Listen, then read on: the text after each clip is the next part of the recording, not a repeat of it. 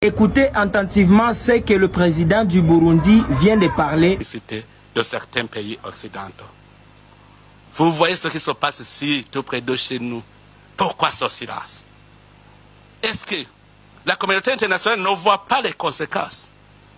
Je vous dis que si ça continue comme ça, la guerre risque d'être généralisée dans la région. Parce que le peuple ne peut pas se laisser faire. Si le Rwanda continue à faire des conquêtes dans le territoire et dans notre pays, je sais qu'il va arriver même au Burundi. Parce qu'il est en train d'entretenir des jeunes réfugiés. Il les arme. Maintenant, il est en train de les aguerrir dans la guerre du Congo. Un jour, il veut venir au Burundi. Nous n'allons pas accepter la guerre généralisée.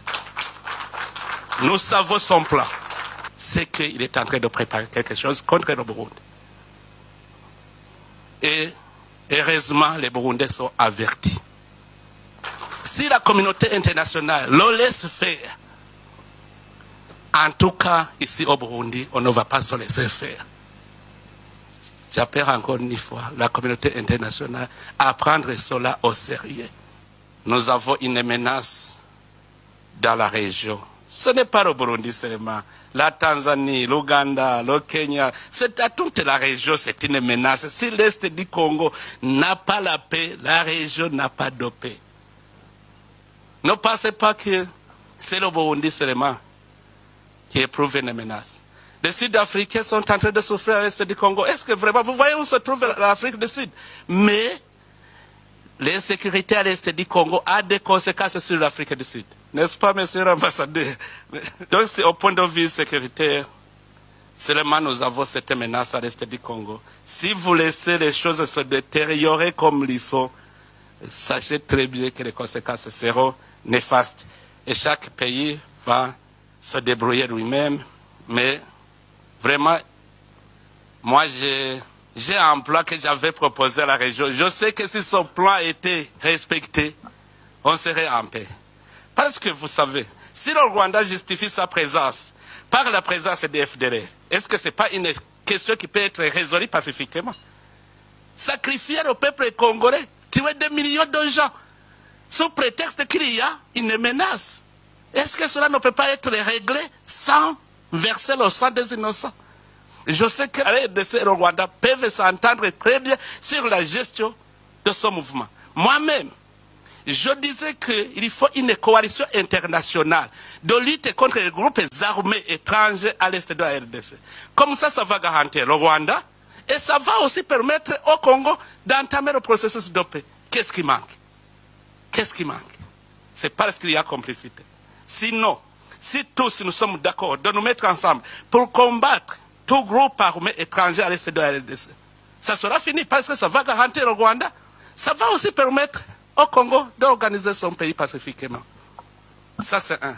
Si on parle de M23, moi, j'avais essayé de me mettre en contact avec les responsables du M23. Je leur ai dit, si réellement vous n'êtes pas des Rwandais, pourquoi vous n'acceptez pas de déposer les armes et emprunter le chemin de la paix? Comme vous êtes Congolais, vous aimez votre pays. Alors, à ce moment-là, ils m'ont dit, nous sommes d'accord, parce que je leur disais, aussi longtemps que vous n'êtes pas cantonnés, on ne saura pas qui est Rwandais, qui est Congolais.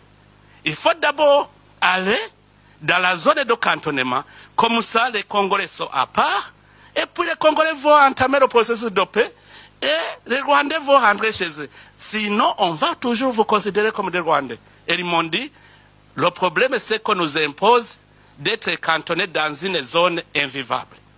J'ai envoyé mes officiers pour aller inspecter la zone. C'était la zone de Sabignon. Ils ont trouvé que la zone était invivable. Et j'ai proposé au gouvernement congolais de décider sur une autre zone. Le gouvernement congolais a accepté. Nous avons fait la reconnaissance de la zone de Lomangabo. On a envoyé les chefs d'état-major pour aller inspecter, voir si la vie est possible. On a trouvé que toutes les facilités étaient là. Et le M23 avait accepté d'aller dans le cantonnement. On avait mis en place tout le nécessaire. Mais au moment où on allait commencer le mouvement, ils reprennent le combat. Pourquoi? Alors que chez moi. D'ailleurs, ils avaient dit, si nous y allons, quelle est la suite? La suite, c'est maintenant aller dans le processus de paix, les négociations de Nairobi. Et tout ce que vous réclamez, vous allez le réclamer pacifiquement. Ils avaient accepté. Et j'avais convaincu même le gouvernement congolais, souvenez-vous, le gouvernement congolais avait dit, s'ils acceptent d'être cantonnés, c'est qu'ils acceptent le processus de paix, nous allons les intégrer dans le processus de Nairobi. Le gouvernement congolais était d'accord. Mais quand ils reprennent le combat, comment négocier avec quelqu'un qui ne veut pas la paix? D'abord, pour négocier, il faut créer des conditions favorables aux négociations. La première chose, c'est le désengagement des forces pour ramener la confiance entre les parties en conflit. Que ce soit le Rwanda, que ce soit le RDC. Il faut que d'abord, il y ait cessation des hostilités, que les forces se désengagent. Comme ça, on crée un climat de confiance. Les gens vont se parler sans inquiétude. Or, entre les États, comment s'effectue le cessez-le-feu, le désengagement? C'est que les forces dans notre pays vont se désengager et aller dans leur pays et ils vont entamer les négociations. C'est normal. Mais qu'est-ce qui manque? La communauté internationale est ici. Qu'est-ce qui manque sur les deux processus? J'avais proposé ce plan et la région avait décidé d'envoyer une force régionale pour d'abord sécuriser les citoyens congolais, mais aussi pour combattre les groupes armés étrangers. C'est cela la présence du Burundi en RDC. On est allé dans le sens de l'idéologie régionale. Quand nous sommes arrivés au Sud Kivu, vous êtes témoins.